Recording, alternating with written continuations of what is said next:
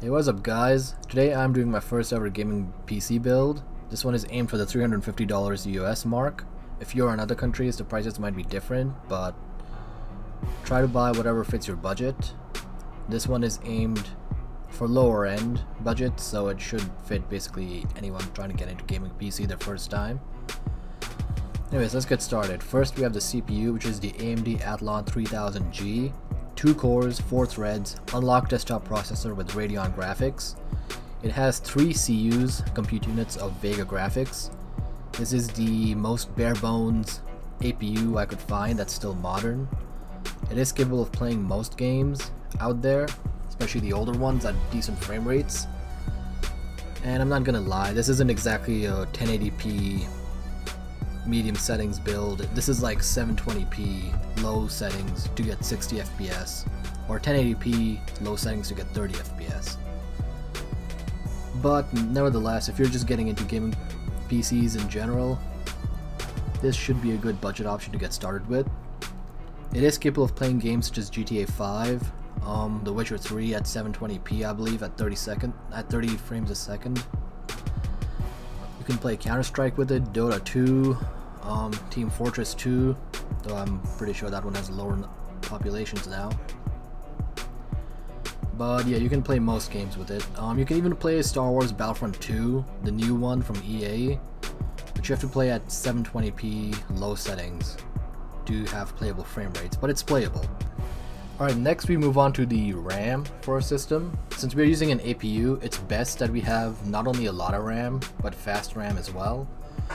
For that, I have selected from TeamGroup the T-Force Vulcan Z DDR4 16GB of RAM, 2 sticks, 8GB each, so it's dual channel, which does help your APU because it helps it recognize which RAM to allocate for its GPU versus what to allocate for its CPU. It has 3200 MHz, I think I already mentioned that, and a latency rating of 16, which is the lowest that I could find at this price range for DDR4. Alright, moving on, we have our motherboard, which is the dual memory channel ASRock B450M HDV R4.0 AM4 AMD Promontory motherboard, micro ATX. Man, that's a mouthful of a name. But yes, this is a B450 motherboard. It has PCIe 3.0, dual channel memory. It has a 6 power phase design, which isn't that great for overclocking, or that great for supporting large CPUs such as the 16-core 3950X, but for our budget limited APU, this is more than enough. And it does give you a little bit of an upgrade option in the future, so later on in the video I will show you that some CPUs I would recommend to upgrade this to, if you choose to do so. It is a pretty budget friendly motherboard, coming in at 65 while still having upgrade capabilities, and it can support an aftermarket CPU cooler as well as an NVMe drive. Speaking of NVMe drives, let's move on to storage. For storage, I recommend the Western Digital Blue SN550 500GB of NVMe internal SSD. This supports PCIe 3.0 socket, and yeah, it's an M2 drive. Has read and write speeds up to 2400 megabits per second. Actually, no, megabytes per second, because it's the capital M and B. And yeah, it comes in 3 flavors: 250GB, 500GB, and 1TB. You can choose whichever storage size you want. But in order to fit into a $350 build, I'm going with a 500GB model. And it is one of the fastest, well, not one of the fastest, but it's still a pretty fast drive. A lot faster than SATA SSDs and hard drives. And believe me, having an SSD on your system really improves loading times as well as game performance. So I would say an NVMe in this case is a must. Alright, next we move on to the power supply. For this one I went with a Thermaltake Smart 500 watt 80 plus white certified PSU. It is a very basic PSU. It has a certification, but it's pretty basic, 80 plus white. It's 500 watts, nothing crazy. It is more than enough for the system, and it has pretty good reviews. Actually, this was the cheapest PSU that had good reviews that I could find, such as 4.5 stars, whereas everything else was 2 stars, 3 stars on Amazon. It is fairly cheap, $47.99, well, compared to higher end PSUs.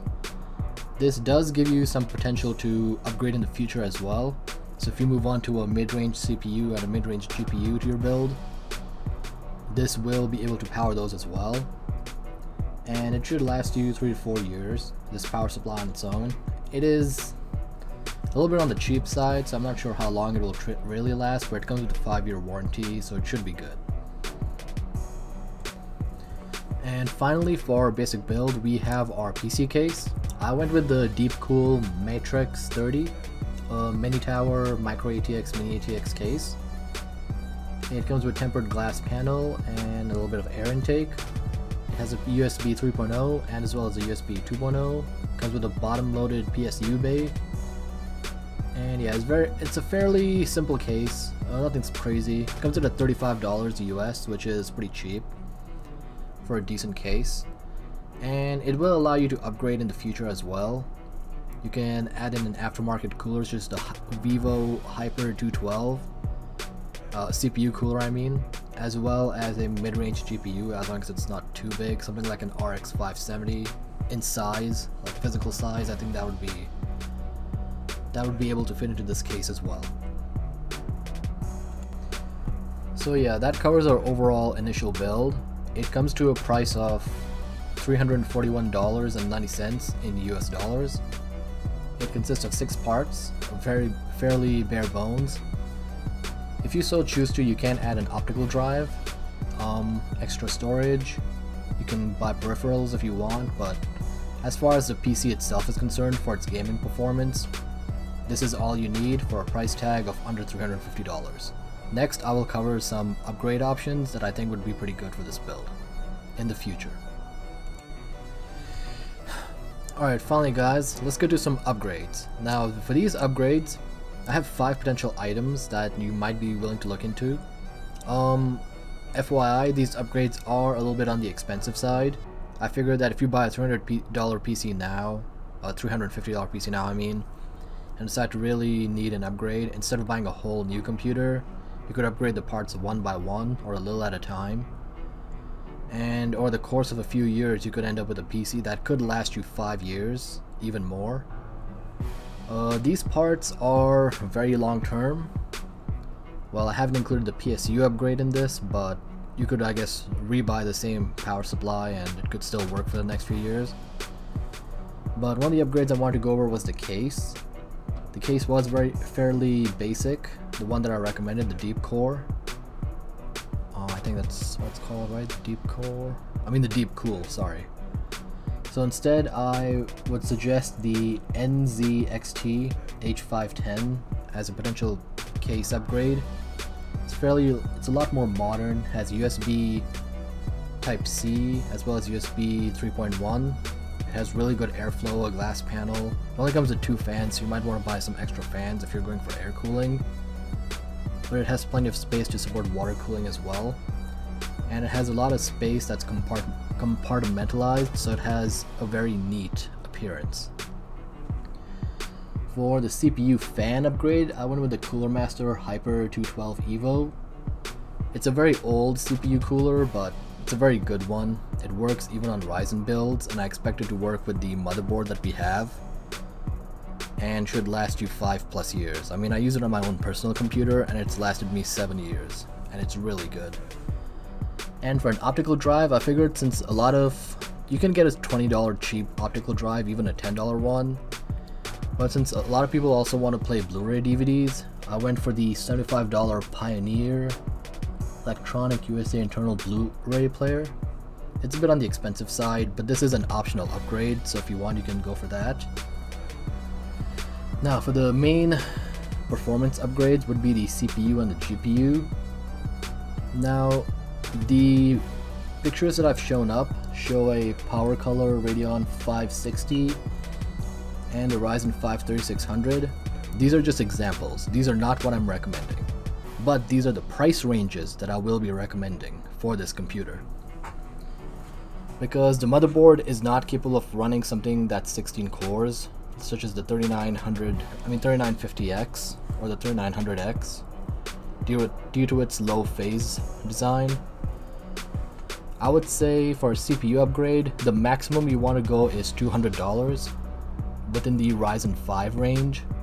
So a 2600, a 3600, and even the upcoming 4600 from the Zen 3 lineup should work with this motherboard.